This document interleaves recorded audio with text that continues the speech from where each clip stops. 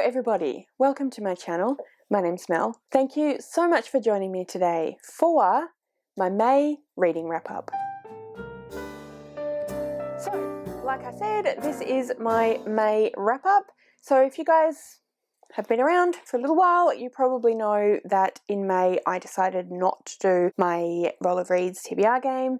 This was because I did do Vader, or I attempted to do Vader. Mostly did it in April, which was, I ended up doing a video for 5 days a week rather than the full video every day, but it was a lot. And so I really felt like I needed a break and I was in the mood to mood read. So that's what I did throughout the months of May. I'm just going to go straight into the books that I read and let you know what I thought of them. So the first book that I read was The Song of Achilles by Madeline Miller. This is a retelling of the story of the relationship between Patroclus and Achilles. Patroclus and Achilles are two characters who feature very heavily in the Iliad by Homer. They also both have their own myths and legends associated with them, and this is the retelling of that. It is a literary fiction. Beautiful writing. I absolutely loved the writing in this book. I thought that it was just, like I said, absolutely beautiful. Very clear and concise, but something very, just really lovely. It was very easy to read. It was really, really enjoyable. I thought this was incredibly well written. It's from Patroclus' perspective, and I really enjoyed that because I didn't know as much about Patroclus as I did about Achilles. Not that I know a super amount about Achilles either, but I didn't know a lot about Patroclus' kind of backstory. I knew about his friendship / relationship with Achilles, particularly from the Iliad, but I didn't know really much about his life before the Iliad. So I really enjoyed learning more about that. And yeah, like I said, I thought it was really, really well written. It is a love story between the two boys / men, and I thought that was handled really beautifully. It is really sad. The ending was very sad, and I knew what the ending was going to be because, like I said, I have knowledge of the story from the Iliad. I've read the Iliad, so I did know what the ending of this was going to be, and it still really, really, really hurt. So in a good way, in a very good way, but yeah, it's definitely a really sad book, but it's really, really, really, really good, and I really enjoyed it. I gave it 8.57 in core pile, and that works out to be 4.5 stars. So yeah, really, really enjoyed this one. Highly recommend. If you like any of those things, if you like literary fiction, if you like Greek mythology, if you liked the Iliad, if you like beautiful queer love stories that are also kind of sad and tragic, then you definitely will enjoy this one. I would highly recommend. Like I said, just beautifully written, and I think that was my favourite part, was the writing, the way that it was constructed, but overall it was really interesting and very enjoyable to read. So that was my first book. The next book that I read was The Paris Apartment by Lucy Foley. This is the third book of Lucy Foley's that I have read. I think that it is her third book. I did enjoy this one, and I gave it, what did I give it? I gave it a 7.14, which works out to be 4 stars, so I did really, really enjoy this one. I don't think I enjoyed it as much as her first one, The Guest List, but I did really enjoy it. So we follow a number of different perspectives in this book. We follow a young woman, Jess, as she has come to Paris and she is going to stay with her brother. But when she arrives at his apartment, he isn't there. And he seems to have just disappeared. She's very suspicious about what's happened and is concerned that something bad has happened to him. So she starts trying to figure out what's going on, but she's met with a lot of difficulties trying to figure that out. We also follow a number of different people that live in the apartments in this building. It's quite a kind of upmarket apartment, and there's quite a mystery surrounding the apartments and all the different people living there. They have their own secrets, and it's all kind of interwoven around the mystery of what's happened to her brother and whether there's been foul play or not. Like I said, I thought it was well written. I think Liese Foley does write those kind of books where you're never really sure what's going on and you're never really sure whether you can trust the various different perspectives that you get. It is a mystery, it is a thriller. I wouldn't say it was on the kind of suspense thriller end, it was more of a kind of mystery thriller, but there's definitely elements that had me kind of going, what? Definitely the big reveal that kind of, I think maybe like 2/3 of the way through, you finally figure out a particular thing about what's going on with the people that live in the building, and I did not see that coming. That doesn't tell you much though, because I often don't figure out the twists in a mystery when other people do, so let that mean whatever. But yeah, I did really enjoy it, like I keep saying, and I thought it was well written. I thought it was fun. I did like the various different perspectives. I thought that they were written well in the sense that you really could tell that they were different perspectives, so it didn't feel like that overarching narrator talking to you about the different characters. You felt like you were in the different characters' head, which I think is well done, and another thing that I think Liese Foley does really quite well. So yeah, I would highly recommend this one as well. Like I said, I gave it 4 stars. If you enjoy mysteries, I definitely think this is a good one for you. If you enjoy kind of twisty, turny, and what's the word I'm looking for? What am I trying to say? Unreliable narrators, then you'll definitely enjoy this one. So yeah, that was The Paris Apartment by Liese Foley.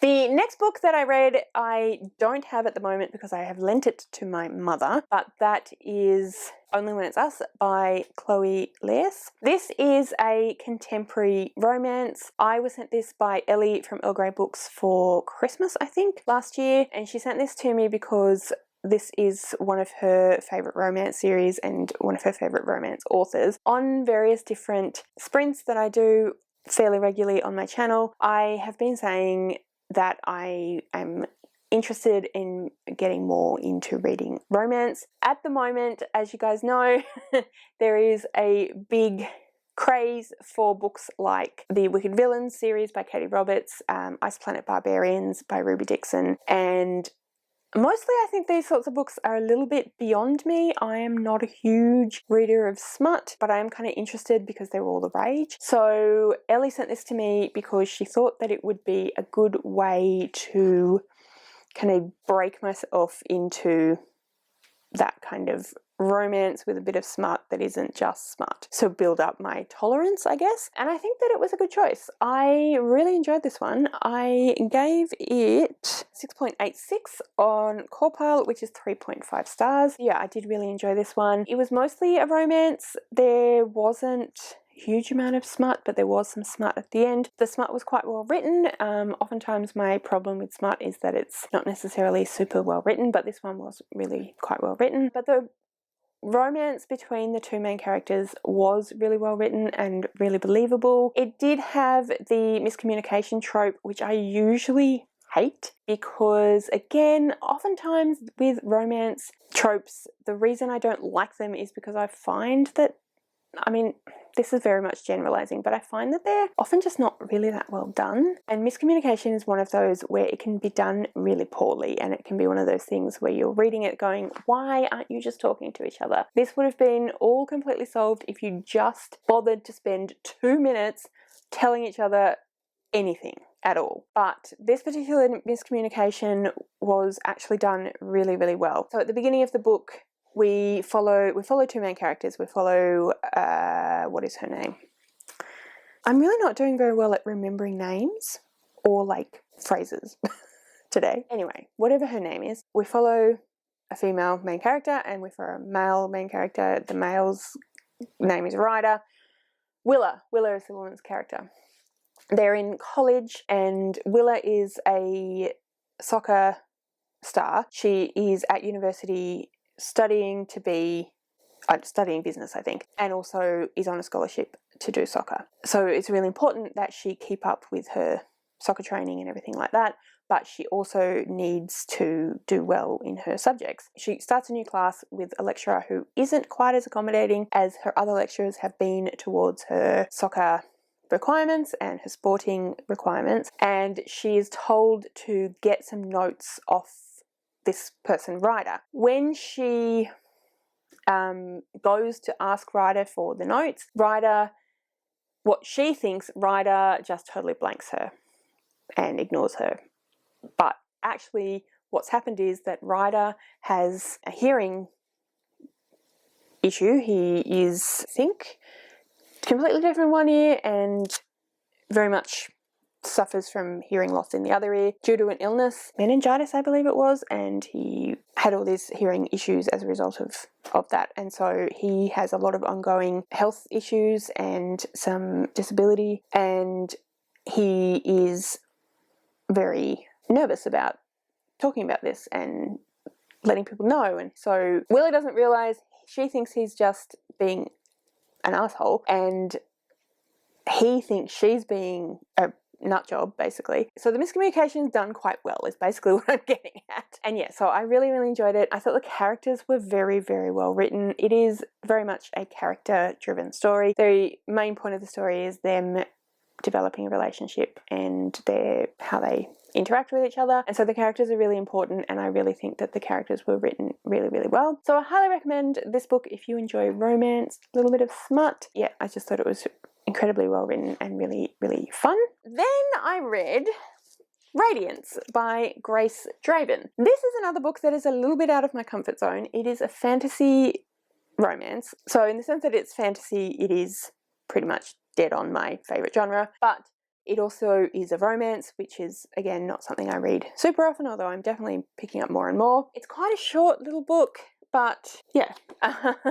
So the main crux of this story is that there are two different races. One are human and the other are called the Kai, and the Kai are humanoid, but they have quite a few differences than humans. They are currently in kind of a, it was not really a war, but there are definite issues between the two races. So a match is made between two people who are in the royal family, but not necessarily, they're not like the heir to the throne or anything. So they're kind of unimportant royalty.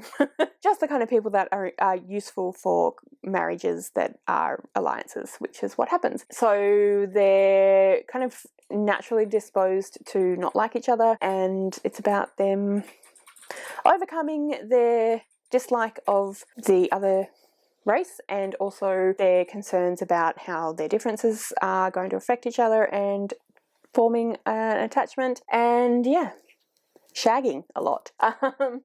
I did enjoy this one. I think that what did I give it? I gave it 3.5 stars, so I did definitely enjoy it. But I think my main issue with this book was that it's a first in a series, and most of the book was about their relationship and they're building their trust and their relationship. But then towards the end of the book, we start getting into more about the world and setting up for future books, which is fine, but I would have preferred to have either had just their relationship or have had more about the world building throughout the book rather than just kind of at the end, because it felt like that was kind of, oh, well, I want to write more books of these, but people aren't going to just read about these people shagging all the time, so I have to have more of a story, if that makes sense. So yeah, I definitely enjoyed it. I definitely think it was well written. I did really, really like the way that Grace Draven talks about their relationship and talks about them kind of overcoming some of their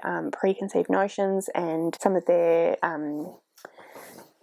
racism towards each other and some of the things that they expect to happen as a result of being in this relationship. I thought that was really well done. I have heard that this relationship is one of the most healthy relationships that anyone has ever come across in fantasy romance, which I think was a fair comment. I haven't read enough fantasy romance to say that's the most healthy I've ever come across, but I definitely think that the way that they communicate with each other and the way that they try to overlook or change, they try to communicate, like, let me start again. The way that they communicate with each other and the way that they are willing to overlook some of the, or move beyond, or discuss some of the inherent differences and some of their own preconceived notions, and to kind of move on from that and to develop this relationship, which is very respectful to begin with. It's not a sexual relationship. They see it as a arranged marriage, and so they are married, but they live as just flatmates essentially. And then throughout the book they start to develop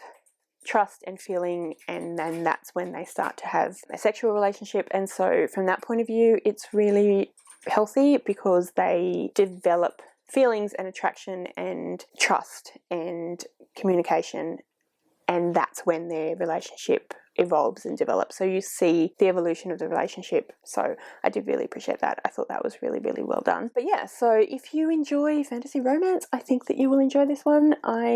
It's definitely a very quick, easy read. I read this for Becca's Bookopoly, the 48-hour weekend-long readathon. My battery is flashing, so let's see if we can't get through this reasonably quickly.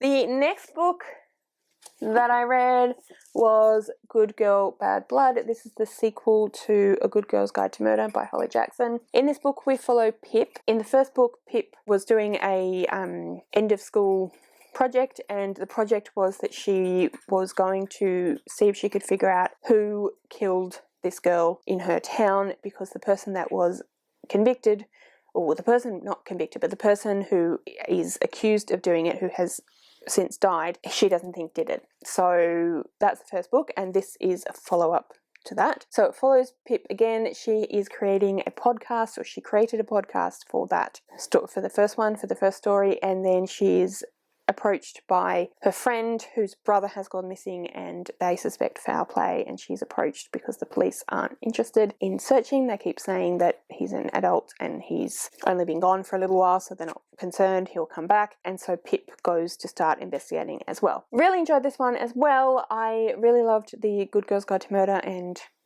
really enjoyed this second one as well. Very well written, very fast paced, lots of fun, and just, yeah, a great time. So this one I gave a 4-star rating, so definitely really, really enjoyed this one. I think my favourite thing about these books are just the pacing and the way that it, that you go along quite a clip, and there's lots going on, and there's lots of different things, and it's put together really well, so all the different reveals come along at just the right time, and yeah, it's just a really fun, easy read. So definitely recommend. Young adult mystery, great book. The next book that I read was The Alibi Girl by CJ Skuse. This is a book that I read with Kat from Brews and Reviews. She actually sent this to me for my birthday, so thank you, Kat, and we buddy read it together. I don't really like this book very much. I gave it a 4.57 on Corepile, which is a 2.5 rating. So I didn't hate it, but for me, anything below 3 stars and it's not a great book. The two main things I didn't like about this book is that the main character is really naive, and I feel like she shouldn't be that naive. Now, you do kind of learn as it goes along that she's kind of in a period of, she has arrested development, essentially. So something really traumatic happened to her when she was a child, and she is in witness protection. Because of the trauma and the fact that she's been in witness protection, she's very much still living as though she were a child and trying to kind of recreate her happy childhood. But I just didn't think that premise was explored super well. I don't know if maybe I just was missing something, but yeah, I didn't think it was explored super well. I kind of understand why the main character is naive, but at the same time, I feel like if you were in witness protection for most of your life, you would be a little bit more kind of aware of the world. Yeah, so I mean, not that I know anything about that because I have never experienced anything like that, so who knows how I would respond. But yeah, it wasn't that believable, and I just didn't really work for me. I just didn't enjoy it very much. And the ending also, it's one of those and then everything ties up at the end, but is it really tied up, and is that really how it ended, and is it maybe just all a dream? I hate that. It's such a cop-out. Like, just end the book. Like, I don't mind things being arbitrary and you're not quite sure and it could go either way, but I don't like it when they have everything nicely wrapped up and then they say, oh, but maybe it's not that. And you're just like, well, is it or isn't it? Like, I read this whole book, now you're not going to even tell me. So yeah, didn't like the ending, and just overall it wasn't a great book for me, which is a shame because I've been hearing about CJ Skuse for a while and how amazing they are, so I'm disappointed to have not enjoyed this book, but I'm still potentially going to give another book of theirs a go. Sweet Pea is a book that I've heard nothing but amazing things about, so I'd be willing to try that one, but yeah, not a great start. Alright, and the final book that I read throughout the month of May was The Road Trip by Beth O'Leary. This is, I think, her third book, but it's the second book of hers that I've read. This is a contemporary romance, second chance romance. We follow the two main characters. We follow them in the present time as they are on a road trip to someone's wedding, and we follow them in the past when they first met and then developed their relationship and how it ended. So it is about Addie and Dylan. Yeah, they had a relationship, quite a whirlwind relationship. It ended very badly and they haven't spoken, I think, for 2 years, and then they are both going to a wedding of a friend and they end up running into it, like literally, I think Dylan runs into the back of the car that Addie's in and their car is totaled, so they can't drive. Dylan and his best friend Marcus end up joining Addie and her sister Deb and some other random person as they are driving up to Scotland from London, I think, to this wedding. And then, like I said, we follow the different time perspectives. I did enjoy this one. I really, really like Beth O'Leary as an author. I think she writes characters really well, really believable characters, and she writes that kind of situational drama really, really well. I did really enjoy the back and forth between times and perspectives, as you guys probably know. That's something that I really enjoy in my books, so that was something I really enjoyed here. Yeah, like I said, I liked the characters, and the reason the relationship ended in the first place, I thought the reveal about what actually happened there was really, really good. Yeah, I really, really enjoyed this one. Highly recommend if you enjoy kind of chick lit, romance, contemporary books. I definitely think that it was very well written and a lot of fun to read, and yeah, just really, really enjoyable. I do think I prefer The Flat Share, which is her other book that I've read, but definitely still think this was great. I gave it 6.14, which is 3.5 stars, so yeah, just a generally good book. So that was my May reading. Let me know in the comments below how your May reading went. What was your favourite book? What was your least favourite book? Did you have a good month? Did you read lots of books? Etc. If you'd like to leave me a comment but you don't know what, then leave me some kind of car emoji for the little car that's on The Road Trip by Beth O'Leary. All of my social media details are listed in the description below, so if you'd like to go and follow me on any of those other platforms, please feel free to do so. Thank you so much for watching. I really, really hope you enjoyed this video. If you did, I would absolutely love it if you would subscribe to my channel and give this video a thumbs up. And yeah, like I said, thank you so much for watching. I really hope you enjoyed this video, and I will see you next time.